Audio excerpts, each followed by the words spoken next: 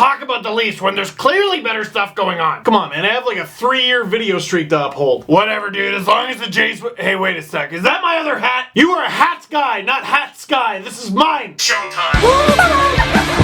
Penny point.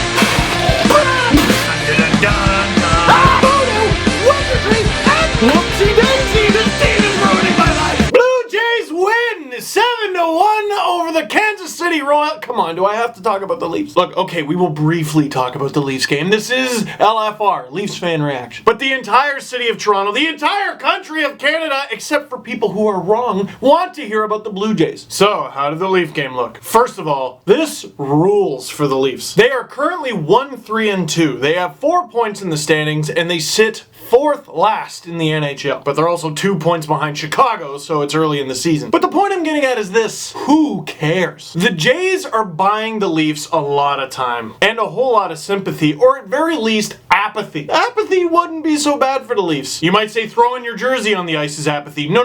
That's someone who cares a lot. This is a rebuilding year, they're trying to do all the right things, and sometimes you don't win. First year of a rebuild, most of the time you don't win. And usually around this time of year, there would be nothing to distract fans. Now, it's the Leafs who serve as the distraction that no one is paying attention to. But I'll tell you one person who is paying attention, Parent Ovechkin. And you might think, is that Alex Ovechkin's mother and father? No! P.A. Parent Ovechkin. Michael Grabner does a good job getting it to the point, to the heavily criticized, by me, Roman Polak puts it on net, and P.A. Parent Ovechkin with the perfect tip. Chad Johnson never had a shot. And then for the most part, the Sabres outshot the Leafs, which is never good. But again, a recurring theme with the Toronto Maple Leafs is having good chances and not being able to convert. And a guy who I think, when his luck turns around and he's able to bury a few, Peter Holland is going to have a good season. Because that's a few games in a row now where he's had pretty good to point-blank chances, and he just hasn't been able to convert, and he had some in this one. Leo Komarov, too, near the end of the game to tie it up. Oh, by the way, Evander Kane scored. On Jonathan Bernier, who had a great game and stopped shots in the first 5 minutes, which is just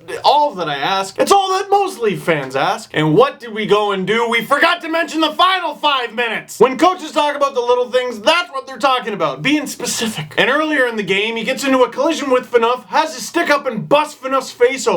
That should have probably been the indicator that he would be the one to tie the game up, because of course, scoring game-tying goals, flying a helicopter to a baseball game, he's having a hell of a week. Yada yada yada, let's speed this up. It goes to 3-on-3 overtime. 3-on-3 overtime was so super cool and amazing and fast-paced and exciting, and it had to stop for the shootout. Because reasons, I think. Not even the Sabres fans in the building got as excited for the shootout, which their team won, as they did for the 3-on-3 OT. One criticism I hear for 3-on-3 OT, and really it's the only criticism I ever hear for it, is it's a gimmick. It's a lot closer to actual hockey than the shootout, don't you think? And I've said this before, I'll say it again. If you allow 3-on-3 OT to be continuous until someone scores a goal, I guarantee most of the time it will end before the shootout would. And I'd say this if the Leafs won too. Anyway, ultimate results, the Leafs are currently winning the tank battle. And not playing great, but playing better. In fact, when you look at the shot total, that was one of the Leafs' worst games this season. Still had some chances, still not as bad as they were before, and Jonathan Bernier probably at his best game all season. That's all encouraging. Let's get to the Jays! See these two rally towels? I was there at the game! If you're a podcast listener, you know that. If you're not a podcast listener, long story. Basically, what happened is I started the last podcast ranting that I would never actually spend money on playoff tickets because they're too expensive and I don't know if my team is going to win. My lovely co-host Adam Wilde allowed me to say this on the show, knowing full well my wife was going to call into the show to tell me that she had bought us Jays tickets. The big reveal was something to behold. So thanks for that, Adam! That was great! But more importantly, thank you to Mrs. Dangle. I bought her beer at the game, she wasn't as mad. Anyway, one of my favorite Blue Jays to watch, Chris Colabello, gets up to the plate. The reason he's one of my favorites is you see all kinds of stances in baseball. One thing I love about the sport is everyone looks and moves and stands in a unique way. Ben Revere's always smiling. Donaldson has this look in his eye like, it's gonna rain! Batista's got this smoky, it's gonna flip look. Edwin's got this kind of leany groove to what he does. And then there's Chris Colabello. Almost like every bat they had to go, Chris! Chris! Yeah, man, what? Yeah.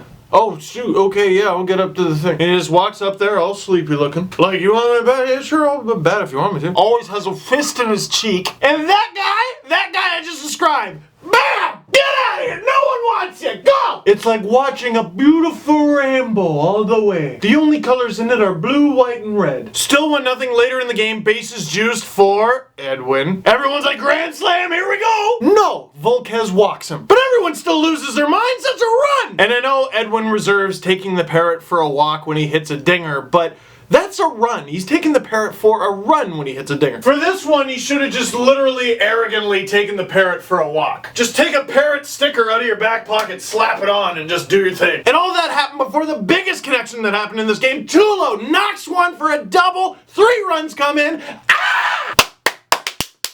Too low! Crowd going nuts. Did I mention, by the way, that this game, Game 5 of the ALCS 2015, my first ever professional playoff game that I've ever seen. Live, of course. It's not like, oh, well, the Leafs aren't in the playoffs, so I just turn it off. Oh, no, Jays, goodbye. But when you talk about the big major sports in the city, Raptors, Leafs, Jays, never been to one. 1, they're expensive. 2, they're pretty hard to get. 3, they never make the playoffs! So it was a rare opportunity. Podcast listeners, ha ha ha ha, shut up! I enjoyed it. And of course, final score, 7, Jays having a good night with the bats, to 1, woo, who's responsible for the 1? Marco Estrada. He had an absolute gem against Texas, got beat by an absolute gem by Volquez, and then returned the favor at the Rogers Center with one of the best playoff performances in Toronto Blue Jays history. And he gave one of these when he was called off the mound, perhaps pointing to the big man upstairs, but indirectly he was pointing at the direction his free agent value is heading. And I've seen a lot of people talk about that with Marco Estrada. I've seen a lot of people talk about that with David Price, and to them I would say this: just win! Thank you, Kawa, I appreciate that. This is the ALCS. The Blue Jays are 1 loss away from elimination and 2 wins away from a berth in the World Series. Worry about dollars and cents later. Worry about the Leafs later. Because right now, it's all Blue Jays. So that's it for this one. Thank you very much for watching. Click like if you like this video. Click subscribe if you really liked it. Tell all your friends. Got some videos down below that I think you'll like. And I will see you next time.